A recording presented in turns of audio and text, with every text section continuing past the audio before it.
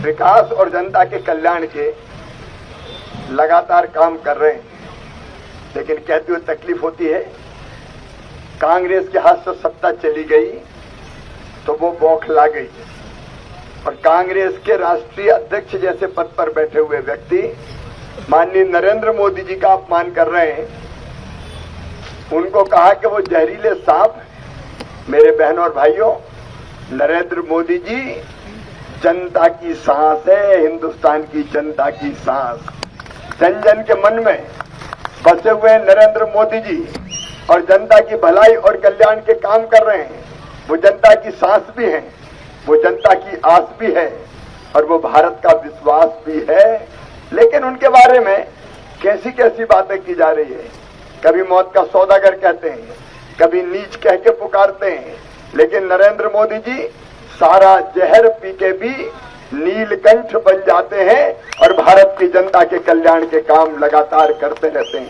और अगर काम किया है तो बिना किसी भेदभाव के हमारे अल्पसंख्यक समुदाय की बेटियों के लिए स्कॉलरशिप देने का काम किसी ने किया तो प्रधानमंत्री नरेंद्र मोदी और बोमई जी ने देने का काम किया। चाहे सस्ता राशन का सवाल हो, चाहे मकान का सवाल हो, चाहे आयुष्मान भारत की योजना बना के गरीबों के इलाज का सवाल हो। आयुष्मान भारत योजना के अंतर्गत 5 लाख रुपए तक का इलाज गरीबों का फ्री में किया जाएगा। ये काम अगर किया तो नरेंद्र मोदी जी ने और यहाँ बोमई जी की सरकार ने किया। एक तरफ प्रगति और विकास के पथ पर कर्नाटक को बढ़ाने का काम किया, लेकिन कांग्रेस हो चाहे जेडीएस हो, इनके तो पहचान ही 3C है। 3C। कांग्रेस मतलब करप्शन, कांग्रेस मतलब क्राइम, कांग्रेस मतलब कमीशन। ये करप्शन, कमीशन और क्राइम की सरकार चलाने वाले ये जेडीएस के लोग भी हैं और ये कांग्रेस के लोग भी हैं। इनको भारत की चिंता नहीं है, देश की जनता की चिंता नहीं है। मेरे बहनों और भाइयों, आज प्रधानमंत्री नरेंद्र मोदी हैं।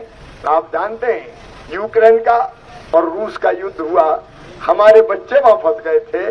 प्रधानमंत्री नरेंद्र मोदी थे, उन्होंने एक फोन किया रूस के राष्ट्रपति को और एक फोन किया यूक्रेन के राष्ट्रपति को और सीधे ये कह दिया कि भारत के बच्चे तिरंगा झंडा लेके निकलेंगे।